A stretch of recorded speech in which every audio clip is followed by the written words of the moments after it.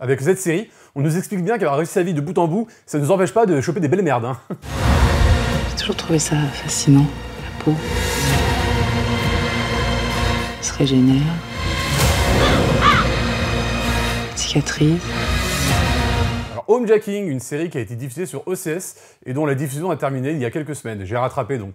Ça nous raconte l'histoire d'Isabelle et Richard, des bons bourgeois vivant dans une belle maison d'architecte. Elle est chirurgienne et lui est un professeur de littérature universitaire. Et un jour, le couple est séquestré par un agresseur cagoulé et muni d'un bidon d'essence. Alors c'est très dur de parler de cette mini-série parce que l'histoire et tout ce qu'on nous raconte dans la série repose sur plusieurs twists qui vont arriver en cours de saison. Donc j'ai pas trop envie de vous spoiler, surtout que le premier twist arrive dès le deuxième épisode. Donc je vais essayer de vous dire comment l'histoire est axée. Alors l'histoire, bien sûr, l'histoire est d'abord racontée par le couple de bourgeois que je vous ai présenté, Richard et Isabelle, qui vont donc être séquestrés par cette personne au cagoule, où on va apprendre par la suite quelles sont ses motivations, qu'est-ce qu'il recherche, pourquoi il est là. Et à côté, on a Yasmine et Bilal, donc des frères et sœurs qui recherchent leur père. Ils sont plutôt en recherche d'identité et de justice. Voilà, comme je vous disais, toute la série se repose sur comment nous donner les infos, comment on nous les raconte, et quel point de vue on porte sur ce qu'on est en train de regarder, tant qu'on n'a pas encore toutes les infos qui vont arriver par les différents twists. Et franchement, putain, qu'est-ce que c'est rafraîchissant à regarder! Vraiment, mais regardez-la, elle est vraiment super intéressante. Je vais expliquer pourquoi. C'est vraiment une série à considérer comme un puzzle. La série va nous raconter une histoire et on va avoir notre lecture, notre sens de lecture, donc comment on regarde et comment on juge ce qu'on regarde. Tout ça va évoluer en cours de série parce qu'on va nous apporter des informations donc sur la personne qui les séquestre, mais même des informations sur les personnes qui se font séquestrer, donc Isabelle et Richard. On va nous apporter vachement d'informations qui vont changer notre façon de regarder leur séquestration, notre façon de les juger ou de les non-juger. Et par exemple, va avoir plusieurs réactions que par exemple on comprend pas ou qu'on juge d'une certaine façon et qui vont être expliquées ou dévoilées à travers les autres épisodes. Et en plus, il y a un truc très intéressant dans la série, c'est qu'il y a une dilution de la fonction sujet. C'est-à-dire qu'il n'y a pas un seul personnage principal. L'action et la narration se déroulent autour plein de personnages, et à chaque épisode, on va changer de point de vue, changer de personne à travers, on raconte l'histoire pour nous apporter son jugement, sa vision, ses motivations et ses révélations. C'est-à-dire que le premier épisode s'axe autour de Richard et Isabelle, le deuxième épisode s'axe autour du frère et sœur, de la relation de frère et sœur que je vous ai raconté, et le troisième et quatrième épisode, on change continuellement de fonction et aussi d'époque. C'est-à-dire qu'on va avoir des épisodes qui vont nous ramener dans le temps pour nous apporter d'autres informations et qui vont encore une fois changer notre sens de lecture et de comment on regarde et juge les différents personnages qu'on nous présente.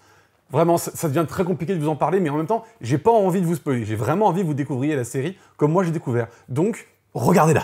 La série se passe en huis clos. Quasiment, allez, on va dire 80-85% de ce qu'on va nous raconter dans la série va se passer dans la maison. Et déjà, la première question qui se pose quand on sait qu'on va faire une série comme ça, c'est comment intéresser le spectateur et comment ne pas ennuyer le spectateur pour qu'il passe 6 épisodes de 30 ou 40 minutes dans le même endroit. Et bien déjà, évidemment, on va avoir plusieurs pièces pour nous raconter l'histoire, mais même plusieurs niveaux. On va être à moitié dans le premier étage, donc l'espace de vie, parce qu'on voit que la maison est située aux abords d'une forêt, donc va avoir vachement de moments de l'épisode, ou des épisodes, qui vont se montrer soit dans le sous-sol de la maison, soit dans les galeries qu'il y a aux abords de la maison. Et limite, cette maison, c'est vraiment un personnage à part entière. Vraiment, le réalisateur, il prend parti de nous la montrer comme un personnage. Plusieurs fois, on nous montre vraiment la maison comme une entité propre, et un personnage en lui-même. C'est vraiment assez intéressant. Bon, je peux vous parler d'une pièce parce qu'elle arrive dès le premier épisode et elle va revenir dans quasiment tous les épisodes. C'est la fameuse salle mystérieuse qui est en sous-sol, la fameuse salle secrète qui est montrée dès le premier épisode.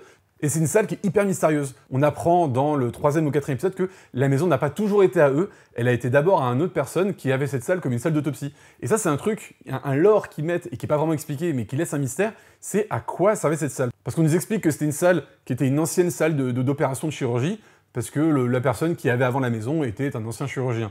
Mais si c'est le cas, pourquoi cette salle est une salle secrète? Ça, c'est quand même très mystérieux. Pourquoi, si c'était une salle qui était plutôt commune et qu'il l'utilisait de façon plutôt normale, pourquoi avait-il à la cacher? Et ça, vous voyez, c'est un des trucs qui est posé dans la série et on n'y répond pas. Bon, c'est un des seuls, hein, parce que globalement, tout ce qu'on nous raconte va être expliqué ou justifié. Mais ça, c'est un truc qui est posé et qui est assez mystérieux et à la fin de la série, on ne sait toujours pas. Et ça apporte pas mal de lore à la série.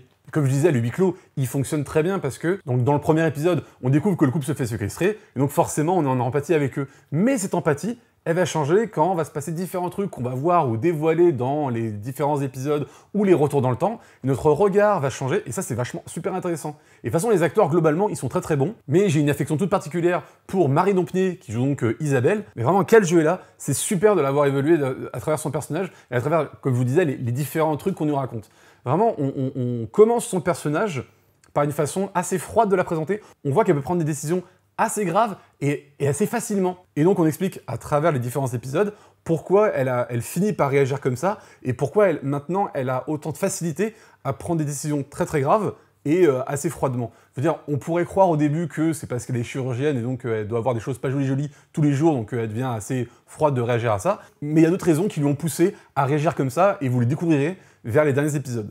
Et ce qui est aussi super intéressant, c'est que la série soulève plusieurs questions morales sans vraiment y répondre. C'est-à-dire qu'on nous pose on nous dévoile une situation en disant voilà, il s'est passé ça, maintenant, les différents personnages qui soulèvent ces questions ont des raisons et ont des justifications pour avoir fait ces différentes choses, mais reste-t-il que la question morale est là. Est-ce que leurs actions sont justifiées ou est-ce qu'ils sont plutôt à blâmer ou plutôt à excuser? Par contre, il y a tout un discours social qui est porté par donc les personnages de Yasmine et Bilal, principalement Bilal, autour du racisme. Il faut vraiment attendre le 5e ou le 6e épisode pour avoir suffisamment de clés pour répondre à cette question. Parce qu'en fait, la question c'est, Bilal dit qu'il subit du racisme, est-ce que ce racisme est réel ou non? Et ça, pendant une très grande partie de la série, on n'a pas assez de clés pour savoir ça. Je veux dire, il dit qu'il vit du racisme, mais nous, en tant que spectateurs, on n'a aucune preuve pour affirmer ou pour infirmer son problème. Donc, on ne sait pas vraiment ce qu'on regarde. Et vers la fin, il nous donne une réponse à ça, claire et nette.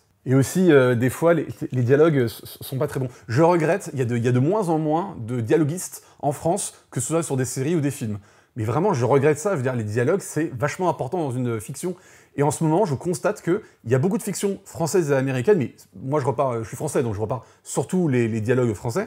Je remarque que globalement, il y a des dialogues qui sonnent creux, alors c'est toujours les mêmes phrases, dites toujours de la même façon, donc ça fait un peu random quoi, au bout d'un moment. Et il faudrait vraiment qu'il y ait de plus en plus de dialoguistes qui viennent donner du lore et de la valeur au dialogue d'une fiction, quoi. Et c'est pareil pour leur jeu. Je veux dire, la série est vraiment assez bonne à regarder, et c'est dommage qu'à certains moments, sur certaines répliques ou certaines situations, le jeu est inégal en fait. Des fois, ils jouent assez bien, et puis des fois, c'est un peu plus compliqué, quoi. On sent qu'ils ont eu peu de temps pour se préparer, ou alors c'est pas bien écrit. Mais il y a un problème quelque part. Et pareil, j'ai vu que la fin est beaucoup divisée. Je comprends. C'est vrai que la fin, la dernière révélation donc qu'on nous révèle, elle est aussi impressionnante qu'elle est aussi très difficile à croire. Je veux dire, pendant toute la série nous a vraiment mis dans un certain cadre de réel, et quand on nous apporte cette dernière révélation, c'est pas tant la révélation en soi, mais comment elle a été abordée et comment elle a été réalisée, cette révélation. C'est vraiment deux points où on fait ouais, très difficile à croire quand même. Encore une fois, hein, j'ai pas envie de vous révéler, mais si vous la voyez, au pire, dites-moi en commentaire si vous, la fin ne vous a pas dérangé, sans spoiler évidemment, mais si vous la voyez, c'est quand même un peu compliqué d'y croire. Même si effectivement, dans ce que la série veut raconter et veut expliquer, ça fonctionne, ça y a pas de souci. Et en plus, un très bon point, pour une fois dans une série française, ça finit sur une fin ouverte. Merci. Franchement, il en faudrait plus d'infos ouvertes. Et c'est pas une fin ouverte, je veux dire, où on laisse tout ouvert, comme par exemple des... Ah, j'ai pas envie de vous spoiler la fin de certains films, mais bon, on va dire Memento, voilà, hein, c'est assez vieux, hein, mais au pire, je vous dis pas vraiment la fin. Allez, comment je peux vous parler de la fin de Homejacking sans trop vous spoiler? En gros, à la fin, il y a une personne de l'autorité judiciaire qui se ramène dans leur maison, et on ne sait pas si c'est pour les arrêter, si c'est pour discuter avec eux, si c'est pour... ou tout un autre truc. Ça, c'est acheté bien fait. Et donc, on a ce regard sur Vanessa qui est en train d'attendre sa venue et qui n'a aucune idée de ce qui va lui arriver et qui est limite prête à tout. C'est vraiment vachement intéressant de la regarder. Bref, si vous pouvez regarder cette série, soit sur OCS, soit par des moyens détournés, regardez-la, n'hésitez pas, franchement. En plus, c'est 6 épisodes de entre 30 et 40 minutes, donc encore une fois, c'est assez vite vu. Et dites-moi ce que vous avez pensé en commentaire si vous l'avez vu, parce que moi, elle m'a beaucoup rapproché des séries françaises. Merci d'avoir fait une série comme ça OCS, c'est très bien. À bientôt pour de nouvelles séries.